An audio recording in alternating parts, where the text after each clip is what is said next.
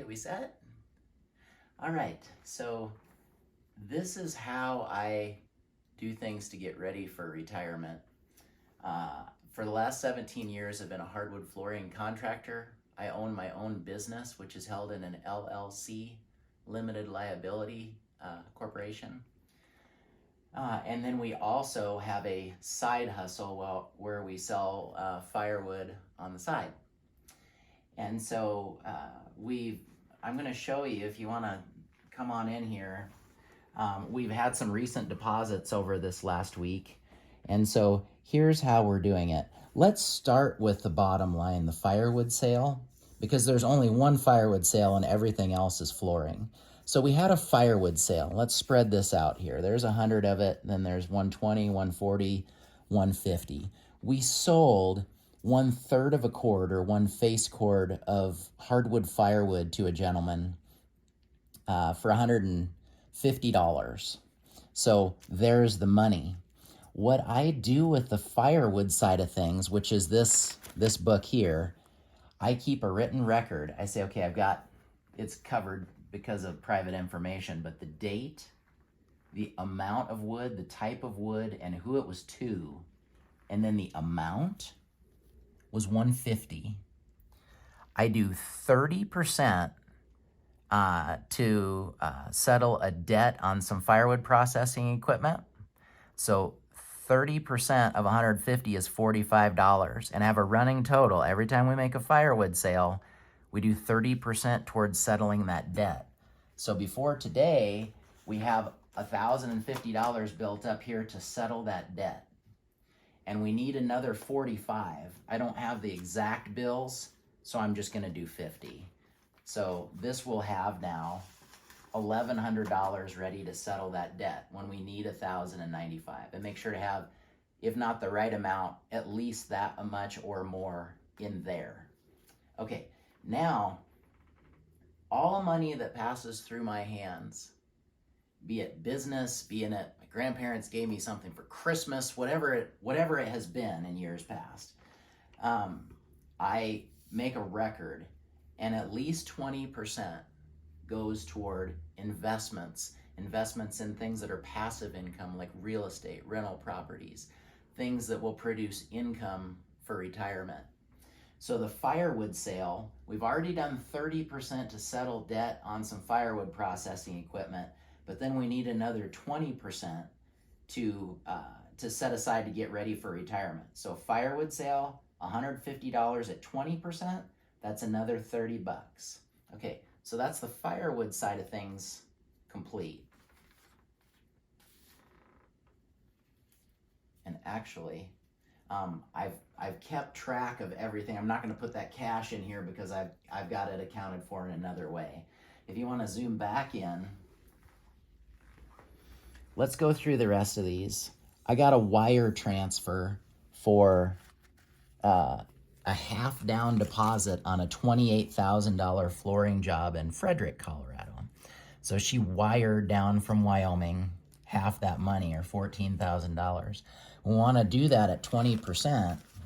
So we put the $14,000 in the account, but 20% of that has to go toward getting ready for retirement, the way I orient things financially.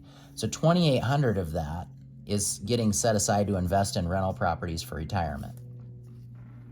What do we have next here? We resurfaced a floor in Loveland, Colorado, and their final payment was $3,650. So 20% of that is $730. We did a job where we installed some hardwood flooring, sanded, stained, and finished it. They put a half down deposit over a month ago, but the second half payment, final payment, was due when we finished that this weekend. So that's $3,996, second half final payment, times 20%. I just rounded that up to $4,000. 20% of that's $800. Then they said, "You did such a great job. Thank you so much," and wrote a $500 check for me as I left out the door, as somewhat like a tip.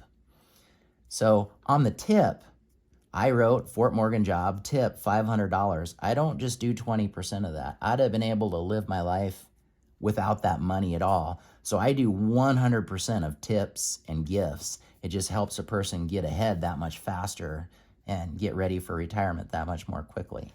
So adding all of these up, what I need to put in my total set aside for investment out of what we brought in this last week is $4,860.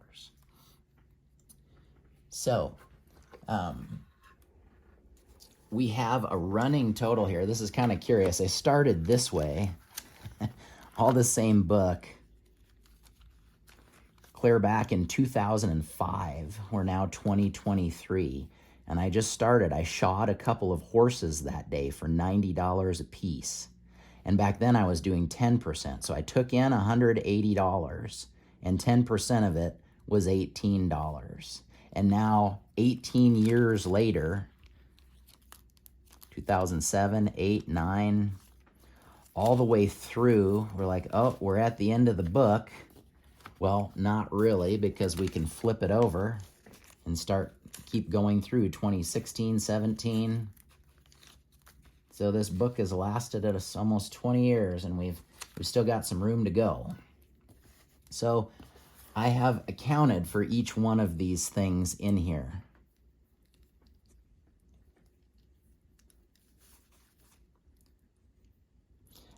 The 4,860, I put on this line with today's date.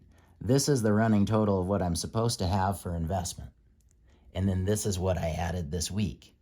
So this is what I should have to move forward for investment. And although it's tight at times to set aside 20%, we have $25,230.36, and we need $25,093. So we have it, not by much, but we have it. And this amount is set aside to invest in real estate. And that's how I orient finances getting ready for retirement. We now have 10 rental properties. 8 of them are paid for free and clear, and 2 of them we just bought within the last 3 years, and they're all within less than 3 years of being paid for, those last 2. But this is how we orient things. It's all set on percentages, and then what I've found is being in business, it's like, wow, I actually make a lot of money being in business. If a person has the discipline to decide what percent they're going to set aside and then follow through with it and begin investing in whatever you're comfortable investing in. In future videos, we can talk about the details of why I like real estate for investment. For example, it pays a person every single month.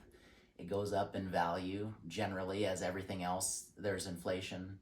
The price of that you can charge in rent goes up. It keeps up with everything. There's lots of reasons why I like it, but that's an introduction into how I orient finances getting ready for retirement. All right, thanks for watching. Stay sharp out there. See you on the next video.